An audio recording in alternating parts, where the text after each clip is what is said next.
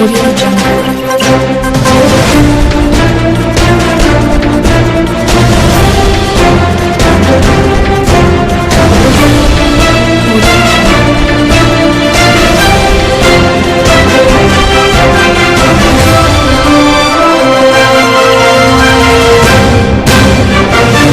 Allez, on se retrouve pour une nouvelle session d'information sur Michapi Voice Télévision, dont voici les principaux titres.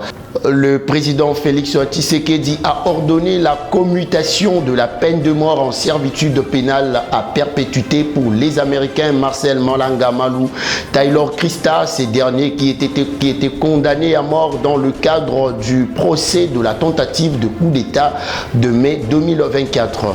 On parlera aussi du phénomène enfant de la rue à Kinshasa. Chancela Tombanzi nous conduira vers l'Équinois pour étudier les causes et les méthodes à mettre en exergue pour en finir. Merci de nous rejoindre pour vous informer. Ouvrons notre journal avec cette information. Le président Félix Tshisekedi accorde une mesure de grâce à Marcel Malanga Taylor, Krista Thompson et Zalman Poulain Benjamin, ressortissants américains condamnés à mort dans le cadre de la tentative de coup d'État du 19 mai 2024. Il faut noter que leur peine de mort a été communée en prison à vie. Regardez. Rendu sous RPA 618-24 en date du 27 janvier 2025, condamnant le nommé Marcel Malanga Malou à la peine de mort. Vu le recours en grâce formulé en faveur de l'intéressé par le ministère public, étant entendu que la décision susvisée est devenue définitive sur proposition du ministre d'État, ministre de la Justice et garde des Sceaux, ordonne. Article 1er. La commutation de la peine de mort en celle de servitude pénale à perpétuité est accordée à M. Marcel Malanga Malou, sujet américain, condamné le 27 janvier 2025 par décision judiciaire devenue irrévocable à la date du 9 mars 2025. Article 2. Le ministre d'État, ministre de la Justice et garde des Sceaux est chargé de l'exécution de la présente ordonnance qui sort ses effets à la date de sa signature. Faite à Kinshasa le 28 mars 2025, Félix Antoine Tshisekedi Tshilombo, pour copie certifiée conforme à l'original, le 28 mars 2025, le cabinet du président de la République, Anthony Kinzo Kamole, directeur de cabinet. Ordonnance numéro 25/184 du 28 mars 2025 portant mesures individuelles de grâce. Parlons de la diplomatie dans ce journal devant le Conseil des droits de l'homme à Genève ce mardi 1er avril. Bintou Keïta, représentante spéciale du secrétaire général de l'Organisation des Nations Unies en République démocratique du Congo, a dressé un bilan alarmant des droits humains en RD Congo. Regardez. Je prends la parole aujourd'hui avec un sentiment d'urgence. Depuis ma dernière intervention ici, le 7 février dernier, la situation ne s'est pas stabilisée, elle s'est aggravée. Le conflit s'enlise, la violence s'étend et la souffrance des civils s'intensifie. Je remercie les efforts du Haut-Commissaire aux droits de l'homme, dont le travail est essentiel pour maintenir l'attention du monde sur la République démocratique du Congo. Mais pendant que des efforts se poursuivent à Genève, à Kinshasa et ailleurs, les populations de l'Est du pays souffrent d'un conflit prolongé. Les avancées du mouvement du 23 mars, soutenues par les forces de défense rwandaises, l'activisme continu des ADF, de la Codeco et de diverses factions de Wazalando perdurent. Résultat, les souffrances de centaines de milliers d'enfants, de femmes, de personnes âgées et déplacées à l'intérieur du pays s'aggravent. Sur les 1099 violations des droits de l'homme recensées par le Bureau conjoint des Nations Unies pour les droits de l'homme depuis le début de l'année, 88% ont eu lieu dans les provinces en conflit. 71% de ces violations ont été commises par les groupes armés. Restons toujours à Genève. La ministre congolaise des droits humains a appelé le Conseil des droits de l'homme à appuyer considérablement la mission d'établissement des faits du Haut Commissariat des Nations Unies aux droits de l'homme afin de mettre fin à l'impunité des crimes et violations des droits de l'homme commis dans l'Est de la République démocratique du Congo. Dans l'Est de mon pays, la population civile vit dans l'angoisse et la peur au quotidien. Il y a donc urgence à appuyer considérablement la mission d'établissement des faits du Haut Commissariat des Nations Unies sur la situation dans les provinces du Nord Kivu et du Sud Kivu, afin de la rendre véritablement opérationnelle et efficace. C'est là pour le soulagement général des populations congolaises profondément meurtries, mais toujours résilientes. Notre pays apprécie à juste titre l'appel à contribution lancé en ligne par la mission et se tient prêt à coopérer avec cette mission. Il a d'ailleurs commencé, ainsi le ministère des Droits humains fait connaître la mission au public et encourage les victimes à remplir les formulaires de dénonciation mis en ligne par la mission. Il s'emploie par ailleurs à traduire en langue locale le Swahili, l'appel à contribution de la mission et les formulaires de dénonciation y afférents. L'actualité, c'est aussi en Ituri, la MONUSCO qui réaffirme son engagement d'œuvrer aux côtés des forces armées de la République démocratique du Congo pour la traque des groupes armés locaux et étrangers. C'est ce qui ressort d'une réunion avec le gouverneur militaire de cette province ce 1er avril 2025. La situation sécuritaire et l'évaluation des opérations conjointes FARDC et MONUSCO étaient au centre des échanges entre le lieutenant-général Ulysse Gomez, commandant des forces de la MONUSCO, et le gouverneur militaire des provinces, le lieutenant-général Uboya Kashama Johnny. La MONUSCO salue la collaboration avec les FARDC qui permet de protéger davantage la population et ses biens dans les zones où ils opèrent à travers la province de l'Ituri. Je suis ici pour parler avec les gouverneurs de l'Ituri pour continuer des opérations conjointes avec les FARDC et aussi también la formation des soldats de la FARDC dans la région de Ituri. Avec les partenaires, nous voyons l'appui à la population pour mener la protection des civils dans la région d'Ituri avec les FARDC. La MONUSCO, partenaire du gouvernement congolais, reste très engagée pour la cause de la paix en Ituri, réitère le commandant des forces de la MONUSCO. Oui. Je suis content de travailler avec les FARDC et de travailler des opérations conjointes. Les populations pour espérer que nous sommes travaillés pour protéger les populations dans la région d'Ituri. Notons que l'administration militaire de l'Ituri travaille d'arrache-pied pour renforcer la relation civilo-militaire, pas seulement avec les FARDC, mais aussi avec les éléments de la MONUSCO pour mener à bien la mission de la pacification de la province de l'Ituri.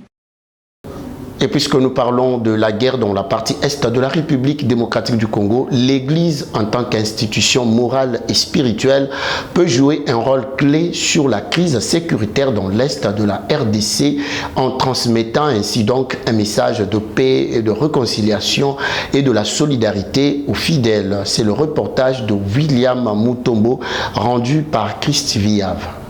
Pendant cette période des conflits, l'Église doit véhiculer un message d'espoir et apporter des réponses spirituelles mais aussi humaines aux défis actuels liés à l'actualité. C'est pourquoi le prêtre, les ministres, les clergés et les évêques doivent faire appel à l'unité des croyants et prêcher l'amour sans oublier que la foi des croyants peut aider à surmonter les épreuves et à reconstruire un avenir meilleur pour le pays. La position, le message de l'Église en cette période de guerre, l'Église doit donner un message d'amour et un message de patriotisme. J'entends souvent les gens dire que l'Église est au milieu du village, mais j'aimerais aujourd'hui dire que l'Église doit avoir une position. C'est la position de soutenir le faible. L'Église est une institution porteuse d'un message de paix, de l'unité et d'amour. Moi, je crois qu'en cette période de guerre, l'Église doit être au milieu du village. L'Église doit favoriser beaucoup plus la paix, une paix durable. C'est-à-dire, l'Église doit aussi favoriser l'unité. C'est-à-dire, dans tous les deux camps, il existerait des fidèles de cette Église. Moi, personnellement, j'aimerais que l'Église puisse beaucoup plus travailler dans les dialogues. Dans cette période de guerre, l'Église doit rappeler que chaque vie humaine a une valeur inestimable, quelle que soit l'appartenance politique, ethnique ou sociale, et condamner les violations des droits de l'homme en offrant des moments de consolation à ceux qui souffrent, mais aussi un soutien des prières. Le gouvernement d'union nationale, c'est dans quelques jours. Cependant, la jeunesse congolaise s'inquiète de son avenir et de sa représentativité. Ce mercredi 2 avril 2025, ils ont plaidé pour un véritable renouvellement de la classe politique congolaise tant attendue et non une résurrection ou une permutation des figures déjà connues. Daniel Boula et Agnès signent le commentaire.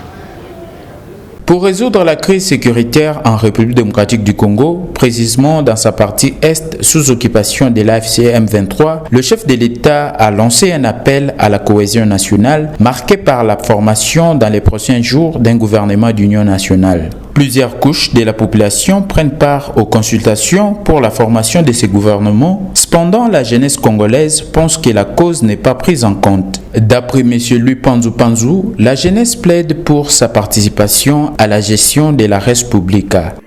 On attend des ambitions réelles par rapport à la contribution, d'abord premièrement la contribution de la jeunesse. La jeunesse aujourd'hui, étant que jeune, nous manquons une reconnaissance de l'État en contribuant à l'effort national de l'État. Pour sa part, cet autre jeune congolais estime que la gestion de la chose publique est laissée entre les mains de vieux en mettant de côté la jeunesse congolaise. La plupart des personnes qui dirigent, ce sont des personnes déjà avancées en âge. On ne laisse pas la place à la jeunesse. Et ça ne veut pas dire, quand on dit de laisser la place à la jeunesse, c'est de nous faire sortir des fantômes, des gens qu'on n'a jamais vus, leurs enfants, je ne sais pas, leurs petits amis. Ce n'est pas ça ce qu'on attend. Nous aussi, la jeunesse congolaise, on a besoin de cet espace. Selon ces jeunes étudiantes, le constat reste le même. Le vieux travaille depuis la nuit des temps, alors que la jeunesse chôme, même après les études. Elle sollicite une place pour la jeunesse dans les prochains gouvernements, alors que cette dernière est déjà au front pour combattre dans les rangs des FRDC.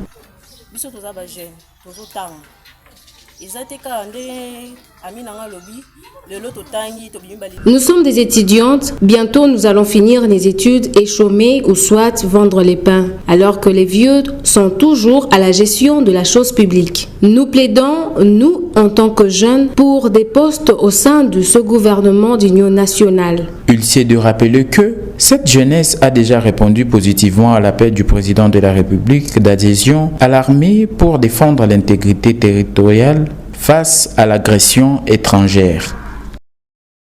Un autre sujet d'actualité dans ce journal, c'est aussi le VPM Guylaine Yembo qui a échangé avec Alima Begum, DG d'Oxfam Grande-Bretagne, sur les enjeux du développement durable en République démocratique du Congo dans un contexte marqué par la crise sécuritaire dans l'est de la RDC. Au cœur des discussions, le renforcement de la coopération bilatérale en vue d'un partenariat accru pour des solutions durables. Nous sommes venus comme Oxfam Grande-Bretagne et parler sur la crise que traverse la RDC, également visiter nos programmes au Congo pour regarder comment nous pouvons construire ensemble la paix et surtout le développement du pays. Et dans les discussions avec les ministres, nous venons de nous convenir ensemble que sans la paix, il n'y en a pas de développement. Donc, pour Oxfam Grande-Bretagne, c'est de travailler avec tous les acteurs et toute la communauté humanitaire, toute la communauté internationale, ensemble pour regarder comment apporter la paix, parce que la situation critique que traverse le pays occasionne les problèmes avec les enfants, avec les femmes. Et les communautés sont déplacées, des millions de populations sont déplacées au Congo, et cela nécessite à ce que toute la communauté internationale puisse s'attentionner à cette question et trouver la solution pour booster le développement du pays et des communautés. Prenons ces communiqués, eh bien, le ministère de l'Emploi et du Travail porte à la connaissance du public en général que les journées du vendredi 4 et samedi 5 avril sont déclarées chômées et payées sur toute l'étendue du territoire national. Annonce faite mardi 1er avril par le ministre de l'Emploi et du Travail, Ephraim Akwakwa Nametou. Le 6 avril, date consacrée à la commémoration du combat de Simon Kimbangu et de la conscience africaine, tombant un dimanche, la journée précédente, soit le samedi 5 avril, est déclarée chômée et payée. Ce mardi 1er avril 2028 à Kinshasa, la République démocratique du Congo et le consortium Jintai Mining PTE ainsi que l'entreprise Tembo Majengo Compagnie ont signé un contrat portant sur les financements, l'aménagement et l'exploitation du port industriel de Kalemi dans la province du Tanganyika. La signature a eu lieu en présence de Jean-Pierre Bemba, vice-premier ministre, ministre du Transport. Le contrat concerne la construction d'un port moderne à Kalemi, à côté dans la province de Tanganyika. Ce port va activer le développement de la province de Tanganyika et aussi fréquenter le commerce entre la RDC et la Tanzanie. Ça va amener aussi la bonne fortune à la population de ces deux pays. Pour ce port, ça va séparer pour deux phases. Pour la première phase, c'était prévu qu'on va terminer le travaux et mise en service à la fin de l'année prochaine. Et pour la première phase, ça va coûter à peu près un investissement de 70 millions. Et sur base de première phase, on va voir la situation et on va continuer pour la construction de deuxième phase. Dès que les deux phases seront terminées, et ce port peut avoir une capacité de transporter 2 millions de tonnes de marchandises. Revivez aussi en image dans ce journal l'audience accordée par le ministre de l'Industrie Louis Watum Kabamba aux entrepreneurs médecins venus présenter d'importants projets visant à soutenir la gratuité de soins de santé et de l'accouchement selon la vision du chef de l'État Félix-Antoine Tshisekedi Tshilombo.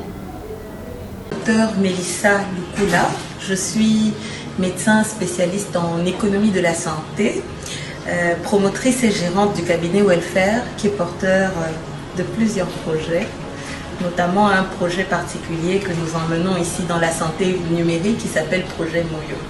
Moi c'est le docteur Sophonie Oka, je suis médecin passionné par le numérique et la transition énergétique, l'énergie renouvelable. Nous avons été invités par son excellence et nous présentons un projet qui est la fabrication des couveuses néonatales locales avec panneaux solaires nés du Congo. Nous voulons mettre sur pied une unité de fabrication d'un produit médical. Et il n'y a pas mieux que notre ministre de l'Industrie pour nous accompagner à l'industrialisation, de mettre sur pied une unité d'industrie moderne qui pourra répondre aux normes ISO. Notre projet répond aux problèmes aux besoins de la gratuité de l'accouchement et des soins du nouveau-né. Parce que selon la vision du chef de l'État, c'est d'offrir une gratuité de l'accouchement aux femmes et une gratuité des soins aux nouveau-nés. Et dans les soins du nouveau-né, il y a des besoins en couveuse néonatale.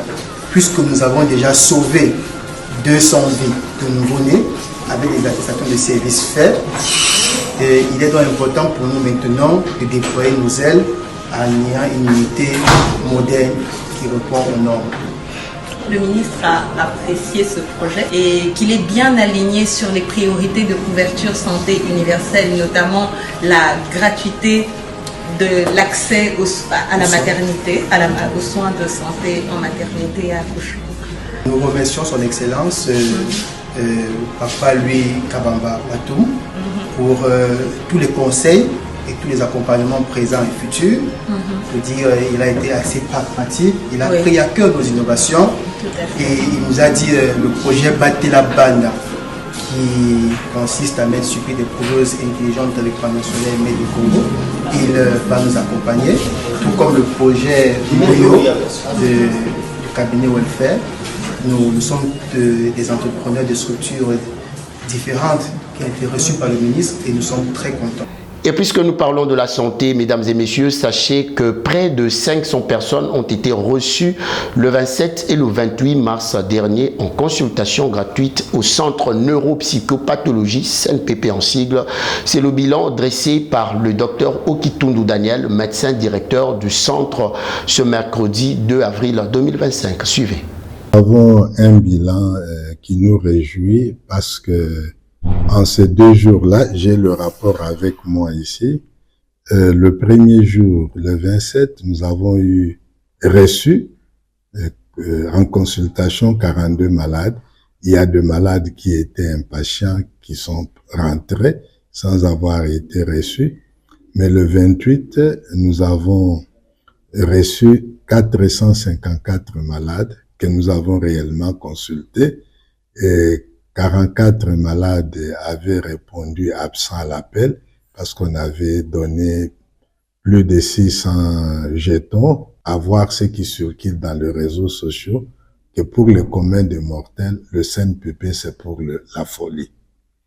C'est une information qui nous permet de continuer à informer la population pour dire que ce n'est pas seulement un problème de fou, mais le CNPP, c'est la santé du cerveau, c'est la santé mentale. Et quand on parle de santé du cerveau et santé mentale, on voudrait parler de l'humanité, être bien comme une personne humaine, même quand ce n'est pas seulement une affaire de maladie mentale, maladie neurologique, mais être bien comme une personne humaine.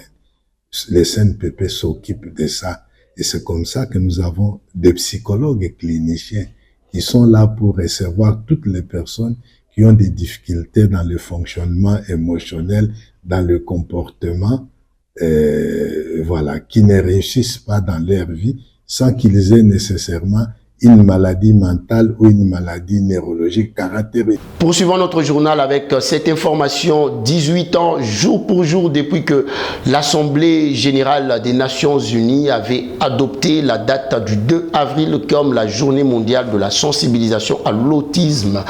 Promouvoir la neurodiversité et les objectifs de développement durable est le thème choisi pour célébrer la 18e édition de cette journée. Plus d'explications sur l'autisme et la célébration du 2 avril dans cet élément que vous propose Audrey. Pour cette année, elle a mis en évidence les liens entre la neurodiversité et les efforts mondiaux vers un avenir durable. Elle montre par ailleurs comment les politiques et les pratiques inclusives peuvent à la fois conduire à des changements positifs pour les personnes autistes et contribuer à la réalisation des objectifs de développement durable. 18 ans déjà depuis que le monde célèbre chaque 2 avril la journée mondiale de la sensibilisation à l'autisme. Cette journée a été adoptée par l'Assemblée générale des Nations Unies pour promouvoir la pleine réalisation des droits de l'homme et des libertés fondamentales pour les personnes autistes en garantissant leur participation à la société sur un pied d'égalité. Notons que l'autisme est un handicap dont les manifestations sont décrites sous l'intitulé de troubles du spectre de l'autisme. C'est un trouble neurodéveloppemental. Ses premiers signes sont perceptibles avant l'âge de 3 ans. Les symptômes de cette pathologie sont dus à des atypies cérébrales. Le trouble du spectre de l'autisme affecte le développement de l'enfant dans la communication, les interactions sociales et le comportement. Signalons qu'actuellement, il n'existe aucun traitement médicamenteux pour l'autisme. Le handicap est donc présent toute la vie, y compris à l'âge adulte. Il existe cependant des approches éducatives, comportementales et développementales qui agissent sur les symptômes. Les interventions spécialisées et individualisées permettent à l'enfant de faire des progrès. Je l'ai dit au sommaire, le phénomène des enfants vivant dans la rue est un véritable fléau à Kinshasa sur une population de 11 millions d'habitants. On estime leur nombre à plus de 20 000 enfants de la capitale et ses recoins. Demanda de l'aumône aux passagers, cela est-il normal? Suivez la réaction de quelques habitants qui se sont exprimés au micro des Chancela Kombanzi et Christian Chibaka. Près de 5 000 enfants sont demeurent sur la ville-province de Kinshasa pour demander de l'aumône. La mendicité est devenue professionnelle, surtout dans quelques coins reconnus tels que le boulevard du 30 juin, Victoire, Limité, Gombe, etc. Des enfants moins de 10 ans assis aux abords de rue pour mendier. Des enfants moins de 10 ans assis aux abords de rue pour mendier. Le passager ont du mal à ne pas céder à leurs demandes. Les causes de ces mendicités sont multiples. Notons que ces enfants survivent et trouvent du pain sous la dent qu'à travers cette technique. Cette observation faite par la rédaction de Mishapi Voice TV d'interroger quelques parents sur ces phénomènes. Ce qui fait mal de voir ces enfants en train de quémander, c'est le manque de possibilités. Voilà pourquoi certains parents abandonnent leurs enfants du matin au soir sans manger. Sous cet effet de la famine, cela pousse les enfants d'aller quémander.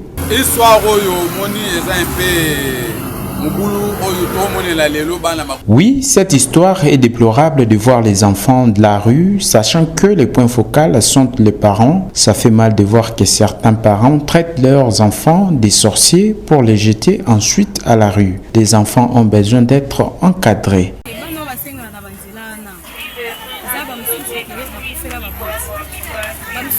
Ces enfants qui demandent à la rue, moi je dirais ce n'est pas de leur faute. Il y a de ceux qui ont perdu leurs parents et sont devenus des phaseurs d'où ils doivent demander pour trouver à manger.